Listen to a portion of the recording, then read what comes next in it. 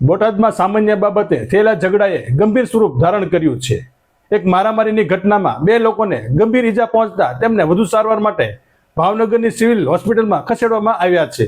નમસ્કાર દર્શક મિત્રો, બી ન્યૂઝમાં આપનું સ્વાગત છે। હું છું પ્રવીણસિંહ।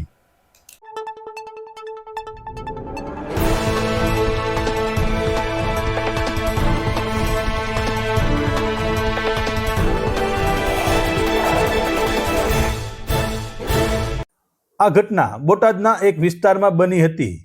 કલ્પેશ લગધીરભાઈ આલ અને કરશનભાઈ શામળાભાઈ ખાંભલિયા નામના બે વ્યક્તિઓ પોતાના ઘરે સૂતા હતા ત્યારે અચાનક 13 થી 14 જેટલા અજાણ્યા ઈસમોએ તેમના ઘરે ઘસી આવ્યા હતા અને આ ઈસમો દ્વારા ધોકા પાઇપ અને તીક્ષ્ણ હથિયારો વડે હુમલો કરવામાં આવ્યો હતો। આ હુમલાખોરોએ સામાન્ય બાબતે થયેલા જૂના ઝઘડાની અદાવત રાખીને બંને વ્યક્તિઓ પર જીવલેણ હુમલો કર્યો હતો। આ હુમલામાં બંનેને ગંભીર ઇજાઓ પહોંચી હતી। તાત્કાલિક તેમને બોટાદની હોસ્પિટલમાં પ્રાથમિક સારવાર માટે લઈ જવામાં આવ્યા હતા, પરંતુ ઈજાની ગંભીરતા જોતા તેમને વધુ સારવાર માટે ભાવનગરની સિવિલ હોસ્પિટલ ખાતે ખસેડવાની ફરજ પડી હતી। હાલ બંને ઈજાગ્રસ્તોની ભાવનગર સિવિલ હોસ્પિટલમાં સારવાર ચાલી રહી છે અને પોલીસે આ અંગે વધુ તપાસ હાથ ધરી છે। મારું નામ જનાભાઈ કરશનભાઈ ખાંભલિયા, ગામ બોટાદ, રેડી ઢાંકણિયા રોડ। અને દાદા ત્યાં ગાયોને એવું ચરાવવા ગયા હતા અને છાંયે બેઠા હતા।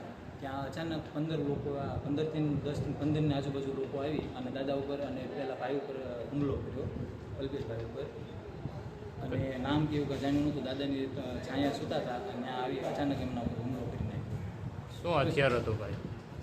એમને પણ નથી ખબર, કારણ કે સૂતા હતા અને અચાનક આવે તો એની કોઈ વસ્તુની ખ્યાલ ન હોય એટલા માટે। બાંધણનું કારણ કાંઈ?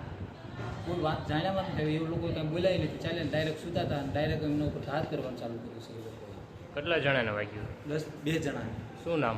કરશનભાઈ શામળાભાઈ ખાંભલિયા અને અલ્પેશભાઈ લગધીરભાઈ આલ। ઓકે, આ વિશે પોલીસ ફરિયાદ કરવાની?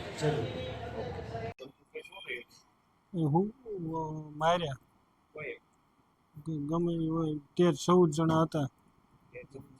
હા, પૂતા હતા ને આવીને ડાયરેક્ટ મારવા મળ્યું।